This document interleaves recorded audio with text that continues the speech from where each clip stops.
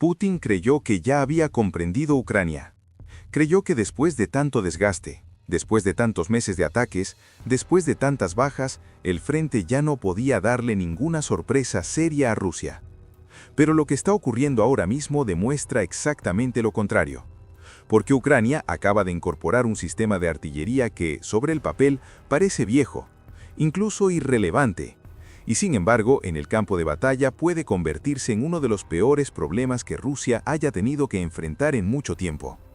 Hablamos del obús autopropulsado M110 de 203 milímetros. Y no es un arma nueva, no es un desarrollo futurista, no es una pieza de alta tecnología de última generación. Es todo lo contrario, es un sistema de la Guerra Fría, un diseño estadounidense retirado hace décadas que muchos habrían dado por enterrado. Pero aquí está el punto que Rusia no puede ignorar. En una guerra como esta, lo viejo no siempre está muerto. A veces, lo viejo vuelve exactamente cuando más daño puede hacer. Y ese es el caso del M110. Ucrania lo ha recibido y lo ha integrado en la 52ª Brigada de Artillería. Sin grandes anuncios, sin espectáculo, sin ruido. Y precisamente por eso importa todavía más. Porque mientras muchos miran hacia otros frentes, Ucrania está reforzando su capacidad de golpear con más fuerza, más lejos y con mayor efecto contra posiciones rusas que ya están sometidas a una presión brutal. La pregunta es obvia. ¿Por qué este sistema preocupa tanto?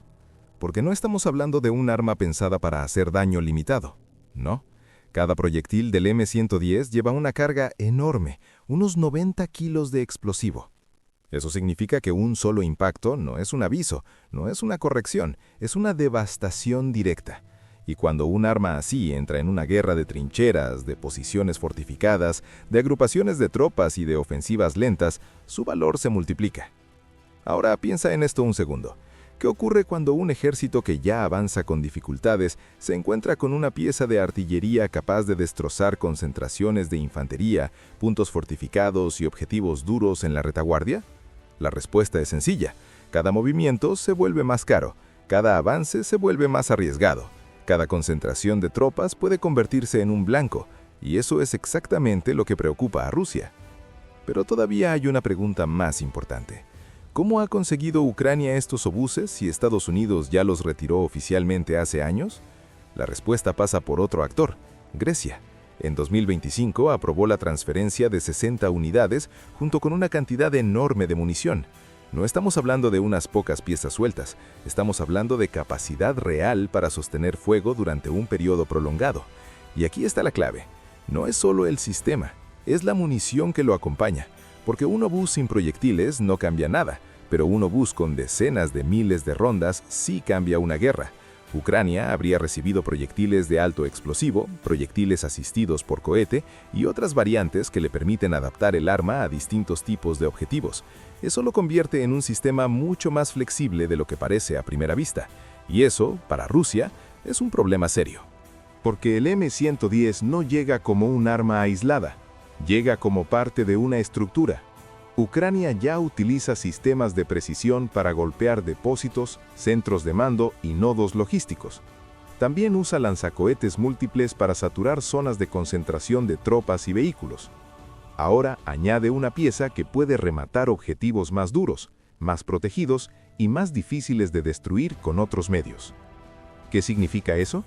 Que Ucrania ya no depende de una sola forma de presión. Ahora tiene capas. Y cuando una defensa empieza a recibir ataques por distintas vías al mismo tiempo, la situación se complica rápido, muy rápido. Y hay algo más. El M110 no es elegante, no es discreto, no es sofisticado en el sentido moderno de la palabra, pero tampoco necesita serlo. Su función es mucho más brutal. Golpear fuerte, romper fortificaciones, destruir posiciones endurecidas, castigar áreas donde el enemigo cree estar a salvo.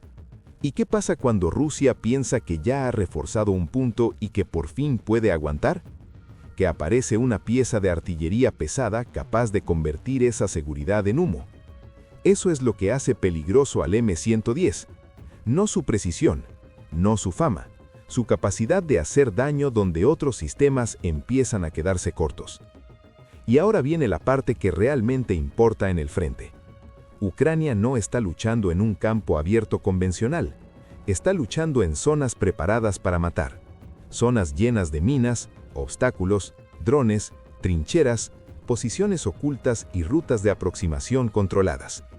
Las famosas zonas de muerte no son una metáfora, son una realidad táctica.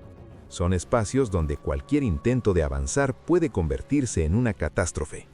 Rusia ya lo sabe, pero el M-110 hace que esas zonas sean todavía peores para sus tropas.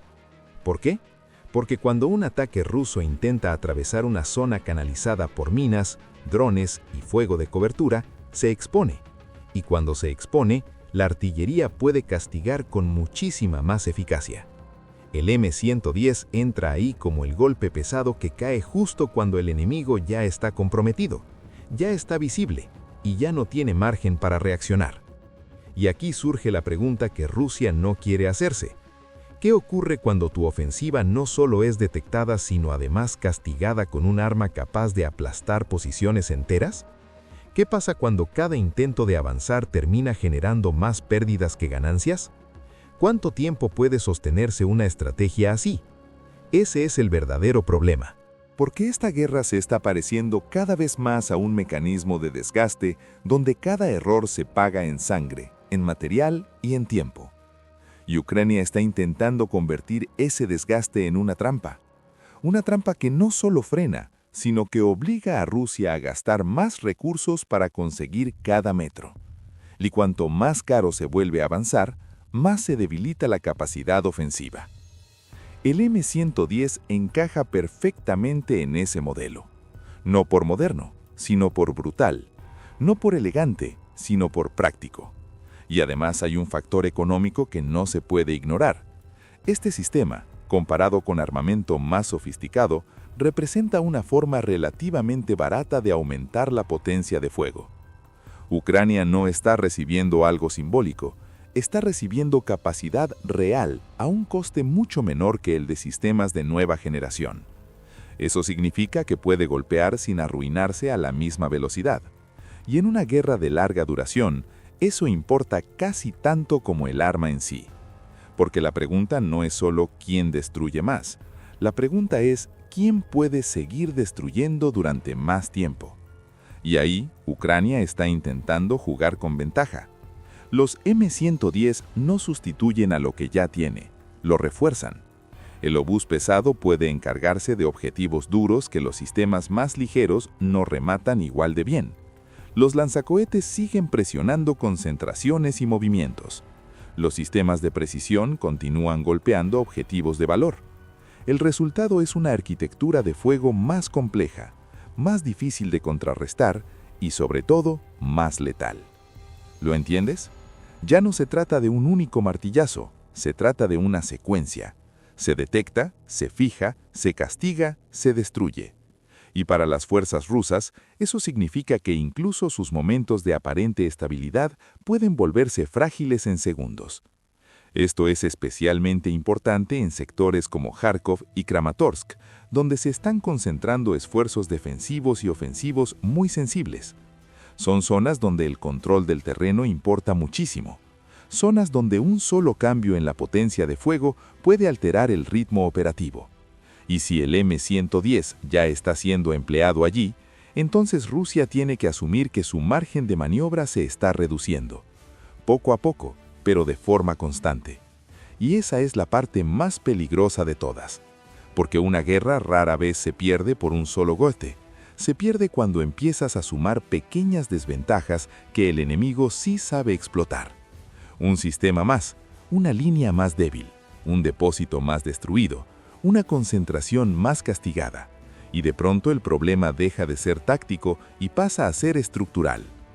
Eso es lo que Ucrania intenta hacer con estas piezas de artillería pesada. No busca solo matar más, busca obligar a Rusia a luchar peor, a moverse con más miedo, a concentrarse menos, a avanzar más despacio, a gastar más, a fallar más. Y cuando un ejército empieza a operar bajo ese tipo de presión, el desgaste se vuelve psicológico, además de militar. Porque ya no sabes desde dónde caerá el siguiente impacto. Ya no sabes si ese punto aparentemente protegido sigue siendo seguro. Ya no sabe si la siguiente concentración de tropas se convertirá en un blanco perfecto. Y esa incertidumbre, esa duda constante, también mata. El M-110 por sí solo no va a ganar la guerra. Nadie serio lo diría así. Pero sí puede cambiar el comportamiento del frente en los sectores donde se despliegue. Y eso, en una guerra de desgaste, ya es mucho. Porque si Rusia tiene que modificar movimientos, retrasar ataques, dispersar unidades o reforzar zonas que antes consideraba suficientes, entonces Ucrania ya ha conseguido algo importante. Ha obligado al enemigo a reaccionar. Y en esta guerra, hacer que Rusia reaccione en vez de imponer el ritmo es una ventaja enorme. Y la pregunta final es esta: ¿estamos viendo solo una transferencia puntual de armas obsoletas? ¿O estamos viendo el inicio de una nueva fase en la que Ucrania convierte sistemas antiguos en herramientas de alto impacto contra una ofensiva rusa cada vez más costosa? Porque si esta combinación funciona, no sería extraño que aparecieran más unidades, más munición, más integración con el resto de la artillería ucraniana, más golpes sobre los mismos sectores vulnerables, y si eso sucede, entonces el frente se volverá todavía más hostil para las tropas rusas, más cerrado, más letal, más difícil de cruzar. Y ahí está el verdadero mensaje. Rusia no solo se enfrenta a Ucrania, Se enfrenta a una guerra que está aprendiendo a usar cada recurso, incluso los más antiguos, para castigar sus errores. Y cuando un arma retirada hace décadas vuelve al campo de batalla para destruir posiciones rusas, el mensaje es muy claro: nada está fuera del juego. Y en este conflicto, lo que ayer parecía viejo, hoy puede ser exactamente lo que más miedo produce.